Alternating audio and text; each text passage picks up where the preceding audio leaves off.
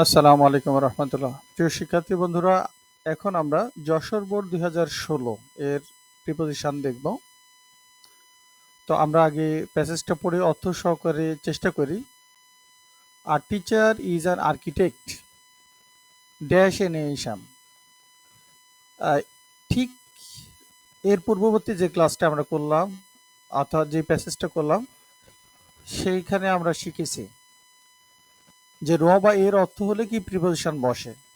একজন শিক্ষক একটা জাতির কারিগর বা স্থপতি, আমরা যেটাই বলি তাহলে জাতির, তাহলে এইখানে সেটা অর্থ আসতেছে কি একটা জাতির র বা এর।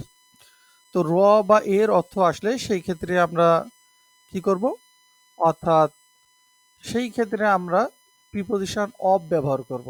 তাহলে সেহেতু এইখানে আমরা ব্যবহার করতে পারি অফ। খুব ভালো করে খেয়াল করো, তাহলে এইখানে হবে প্রিপোজিশন অফ। তোমরা একটু মিলিয়ে নাও। আর teacher is an architect of a nation, একজন শিক্ষক একটা জাতির স্থপতি বা কারিগর। He plays an important role dash building up an educated nation, তিনি একটা গুরুত্বপূর্ণ ভূমিকা পালন করেন। আচ্ছা, তিনি যে গুরুত্বপূর্ণ ভূমিকা পালন করেন, এই যে বিল্ডিং শব্দটা আছে, কি ব্যাপারে, অর্থাৎ একটা শিক্ষিত জাতি নির্মাণ করতে। তাহলে এইখানে একটা অর্থ আসে যে শিক্ষিত জাতি নির্মাণ করার জন্য অথবা করতে। আমরা যদি ধরি একটি শিক্ষিত জাতি নির্মাণ করতে, তাহলে সেক্ষেত্রে আমরা প্রিপোজিশন ইন ব্যবহার করতে পারি অথবা ফর ব্যবহার করতে পারি।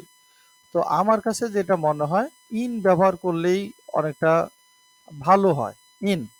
আর কেউ যদি ফর ব্যবহার করতে চাও তাহলে হয়তো করতে পারো। তাহলে he plays an important role in building up an educated nation, একটা শিক্ষিত জাতি গড়তে তিনি গুরুত্বপূর্ণ ভূমিকা পালন করেন। হি ডিসপেলস দ্য ডার্কনেস, তিনি অন্ধকার দূরীভূত করেন। ইগনোরেন্স অর্থাৎ অজ্ঞতার অন্ধকার। কিসের অন্ধকার? অজ্ঞতার। ইগনোরেন্স শব্দের অর্থ হলো অজ্ঞতা, কিন্তু এখানে অর্থ আসতেছে অজ্ঞতার অন্ধকার। তাহলে র বা এর অর্থ আসছে, তাহলে র বা এর অর্থ আসলে কি নিয়ম হয় একটু আগে আমরা দেখেছি, সেটা হলো কি অফ। তাহলে ডার্কনেস অফ ইগনোরেন্স, তো অজ্ঞতার অন্ধকার দূর করতে চান। তাহলে দূর করলে মানুষ কোনো জায়গা থেকে দূর করে। Dash the lot of a nation, এখন তোমরা আমাকে জানাও যে লট শব্দটা কোন পার্টস অফ স্পিচ এখানে। এটা কিন্তু একটা তোমাদের বেশ ইম্পর্টেন্ট, যেটা তোমাদের ইউনিভার্সিটি অ্যাডমিশন বা যে কোনো এরকম প্রতিযোগিতামূলক পরীক্ষা বলো, এইখানে তোমার একটা ব্যাপার আসতে পারে ফ্রম। আচ্ছা, আমি আগে এইটা লিখে নিই, তাহলে এখানে কি হবে? From the lot of a nation, অর্থাৎ একটা জাতির। এখানে লট শব্দের অর্থ হলো ভাগ্য। লট শব্দের অর্থ হলো ভাগ্য। From the lot of a nation, একটা জাতির ভাগ্য থেকে অজ্ঞতার অন্ধকার দূর করে। তাহলে এই লট মানে ভাগ্য, এখানে কিন্তু এই লট অফ নেই, তাহলে এটা হলো নাউন। দি বসেছে, আর্টিকেল বসেছে, the lot of a nation. He is an actor, তিনি একজন অভিনেতা। একজন শিক্ষক, তিনি একজন অভিনেতাও বটে, কারণ ক্লাসের সামনে তাকে অভিনয় করতে হয়। সো টু স্পিক, আচ্ছা সো টু স্পিক শব্দের অর্থ কি? সো টু স্পিক এর অর্থ হলো বলতে গেলে। সো টু স্পিক এর অর্থ হলো বলতে গেলে। তিনি একজন অভিনেতা। He has to shoot his act, তাকে তার কাজটাকে মানিয়ে নিতে হয়। He has to shoot his act, তার অভিনয়টাকে মানিয়ে নিতে হয়। According the need of his audience, তার শ্রোতাদের প্রয়োজন অনুসারে। তাহলে অনুসারের ইংরেজি কি? এই যে অ্যাকর্ডিং, এরপরে কি প্রিপোজিশন বসে তোমরা তো সবাই জানো, আমার মনে হয় একজনও বাকি নেই। এটা অ্যাপ্রোপ্রিয়েট প্রিপোজিশন বসে টু, তাহলে এখানে অ্যাপ্রোপ্রিয়েট প্রিপোজিশনের নিয়মে টু ব্যবহার হয়েছে। আমরা ইতিপূর্বেই গত যে আলোচনা করলাম, সেই আলোচনাতে আমরা শিখেছি, অর্থাৎ যেটার আমরা ক্লাসের নাম দিয়েছি 7, এটা অষ্টম ক্লাস নাম দেবো। অর্থাৎ এভাবে শর্ট শর্ট ক্লাস করলে তোমাদের জন্য অনেকে পরবর্তীতে ক্লাসগুলো দেখতে চাইলে সুবিধা হবে। তো অ্যাকর্ডিং টু, এটা হলো অ্যাপ্রোপ্রিয়েট প্রিপোজিশনের নিয়মে বসেছে। অ্যাকর্ডিং এর পরে টু বসে। According to the need of his audience which is his class, যেটা হলো তার শ্রেণী, অর্থাৎ এই শ্রেণী তার হলো অডিয়েন্স, এই শ্রেণীর সামনে তাকে অভিনয় করতে হয়। He is a clear speaker, তিনি একজন স্পষ্ট বক্তা। তাহলে তিনি একজন স্পষ্ট বক্তা। এরপরে বলছে গুড স্ট্রং প্লিজিং ভয়েস। আচ্ছা, যার থাকে কি একটা, আসলে তো এই গুণাবলী আমাদের সবার যে থাকে এটা বলতে পারবো না, তবে সাধারণত এরকম হওয়া উচিত। আমরা তো আসলে সবাই যদিও হইতে পারি না। He is a clear speaker with good strong pleasing voice, যার থাকবে ভালো মজবুত শ্রুতি মধুর কণ্ঠ। তাহলে এখানে খেয়াল করবে, অর্থাৎ আমাদেরকে যে জিনিসটা খেয়াল করতে হবে সেটা হলো কি, যে কোনো কিছু যদি থাকা অর্থে বোঝায় তাহলে সেখানে প্রিপোজিশনটা উইথ বসে। অর্থাৎ এখানে ভার্ব ব্যবহার করলে আমাদেরকে ব্যবহার করতে হতো he is a clear speaker having good strong pleasing voice. যেখানে থাকা অর্থ আসে সেখানে প্রয়োজনে প্রিপোজিশনের ব্যবহার হলে উইথ ব্যবহার হয়। তাহলে with good strong pleasing voice. আচ্ছা, অর্থাৎ তার আছে ভালো মজবুত এবং শ্রুতি মধুর কণ্ঠ থাকে। অর্থাৎ which is dash is control, যেটা হলো তার নিয়ন্ত্রণে। তাহলে কারো নিয়ন্ত্রণে বলতে বোঝায় কি, আন্ডার হিজ কন্ট্রোল। যেমন he is under my control, সে আমার নিয়ন্ত্রণে। অথবা my voice is under my control, আমার কণ্ঠটা আমার নিয়ন্ত্রণে আছে। তারপরে কি হতে পারে, my temper is under my control, আমার মেজাজ আমার নিয়ন্ত্রণে আছে। তার আন্ডার অধীন, অধীন বোঝাইতে আন্ডার প্রিপোজিশন ব্যবহৃত হয়। তাহলে তোমরা খেয়াল করবে এবং এটা মনেও রাখবে। তাহলে অধীন এটি বোঝাইতে হয় আন্ডার, তাহলে UNDER under, under his control. He does not seat motionless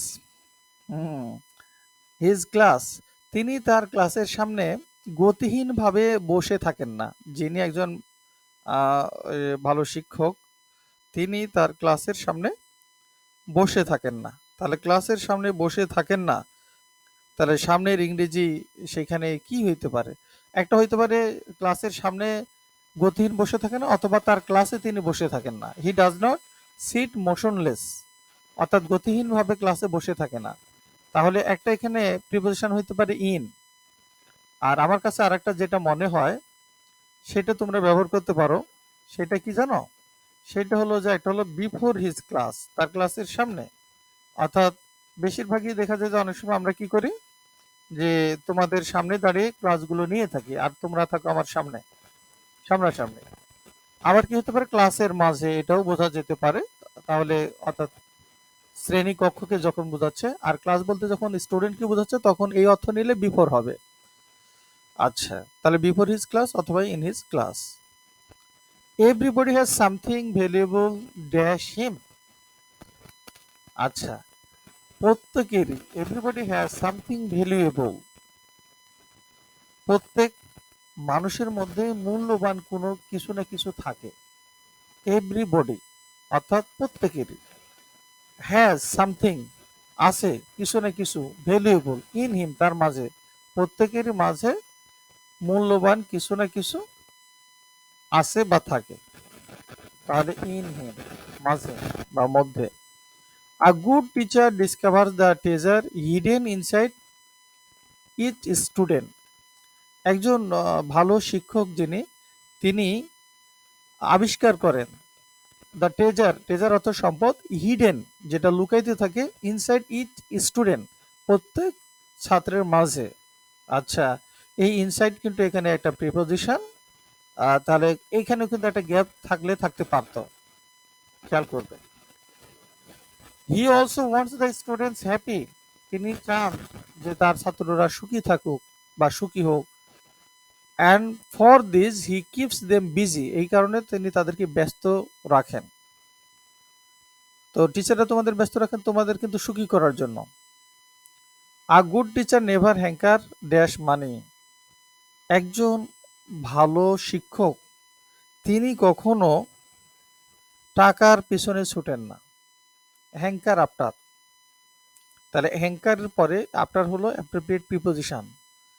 এর অর্থ হলো আকাঙ্ক্ষা করা, এরকম অর্থ হতে পারে। আর এখানে ছোটা এই অর্থ নিলে মনে হয় ভালো মিনিং দেয়। অর্থাৎ অর্থটা দাঁড়ালো কি, গুড, আচ্ছা, a good teacher never hankers after money. একজন ভালো শিক্ষক কখনো টাকার পিছনে ছোটেন না। তাহলে আমরা যশোর বোর্ডে এটাই করলাম।